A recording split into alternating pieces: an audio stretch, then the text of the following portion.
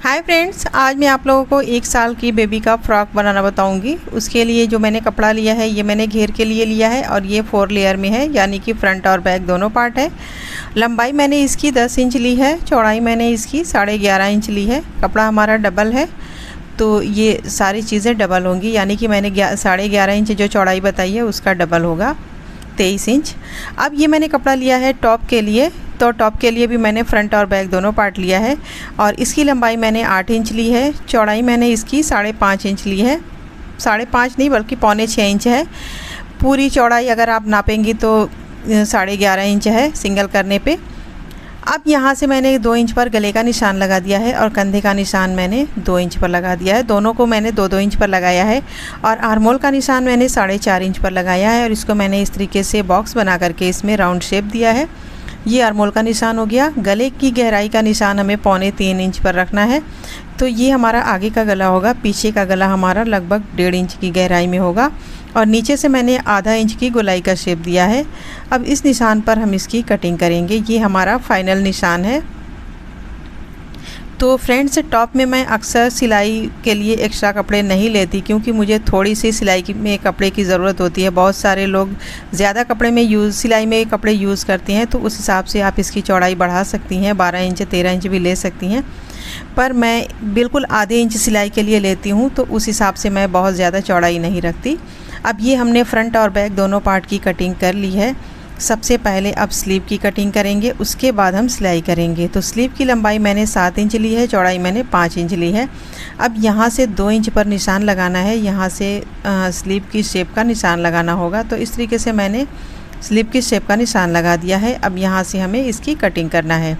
तो ये हमने सभी पार्ट को कटिंग कर लिया है। यहाँ से मोहरे की चौड़ाई 4 इंच तैयार रखनी है, तो 4.5 इंच पर मैंने यहाँ से कट कर लिया है।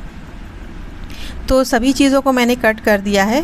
अब इसकी सिलाई स्टार्ट करनी है। तो सबसे पहले हम घेर से सिलाई शुरू करेंगे। तो दोनों घेर को पहले हमें अलग अलग करना होगा और फिर एक घेर को हम लेंगे, इसकी साइड को देखेंगे, उल्टी साइड हमारी ऊपर होनी चाहिए और सीधी साइड नीचे। फिर हमें यहाँ से फोल्ड करके इस पर एक सिलाई लगा लेनी है। आप चाहे तो लेस लगा सकती हैं, गोटा लगा सकती हैं या ऐसे ही प्लेन भी रख सकती हैं। तो यहाँ से मैंने एक साइड फोल्ड करके दूसरी साइड मैंने चुनट बना लिया है। एक घेर हमारा तैयार है, दूसरा भी हमारा तैयार हो चुका है। दोनों घेर को मैंने तैयार कर लिया है। अब हमें लेना है टॉप को और उसके बैक पार्ट को हमें इस तरीके से फोल्ड करके इस पर सिलाई लगानी है। तो यहाँ से देखिए मैंने इसको फ़ोल्ड करके सिलाई लगा लिया है। दूसरे पार्ट को भी फ़ोल्ड करके हमें सिलाई लगा लेना है। दोनों पार्ट को सिलाई करने के बाद फिर हमें यहाँ से इस पर इस तरीके से रखना होगा और यहाँ से मैंने इस तरीके से सिलाई लगा दी है। इस पर हमें काज बटन बनाना होगा, उस हिसाब से मैंने इसको सिलाई किया है। आप चाहे तो ज़िप भी लगा सकती हैं।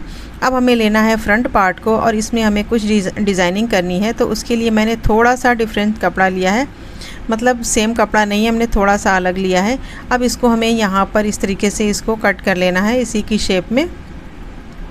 तो सबसे पहले कपड़े को इस तरीके से हम रखेंगे और यहाँ से जो भी कपड़ा है एक्स्ट्रा, यानी कि जो आर्मोल के साइड में यहाँ पर, उसे हम कट कर लेंगे।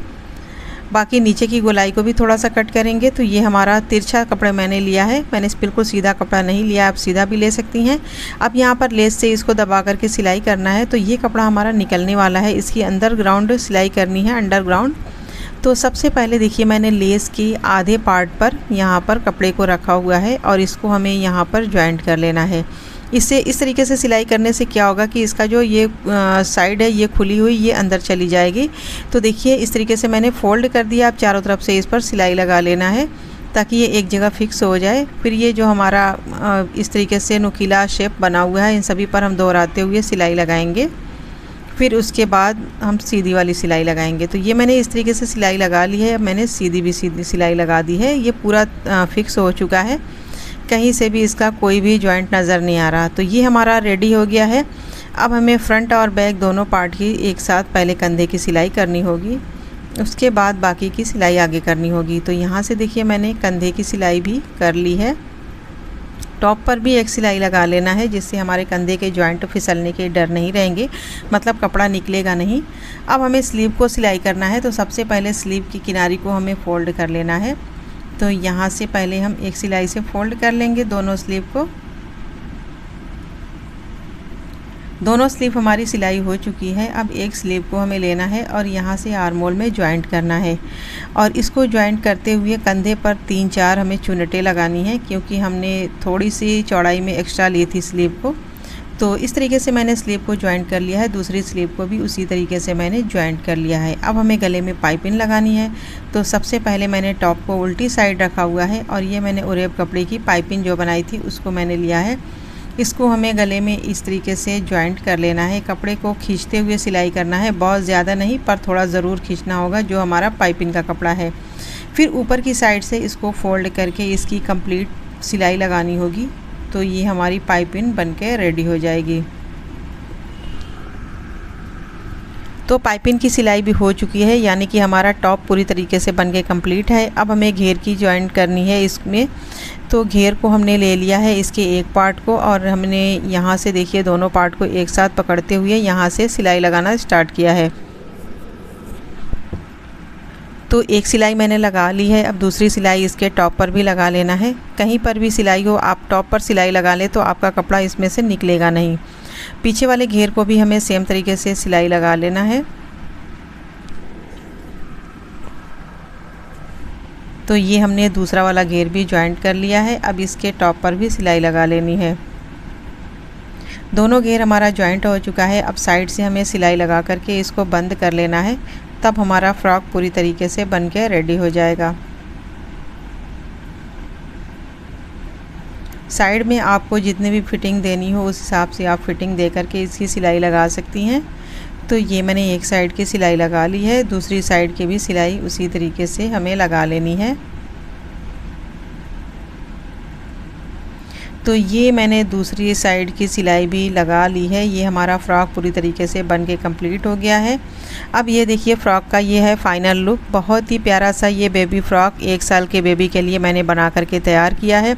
उम्मीद है कि वीडियो आपको बहुत पसंद आएगी। अगर वीडियो पसंद आए तो इसे लाइक शेयर ज़रूर करें, हमारे चैनल को सब्सक्राइब ज़रूर कर लें। अगली वीडियो में फिर मिलेंगे, तब तक के लिए अल्लाह हाफिज़।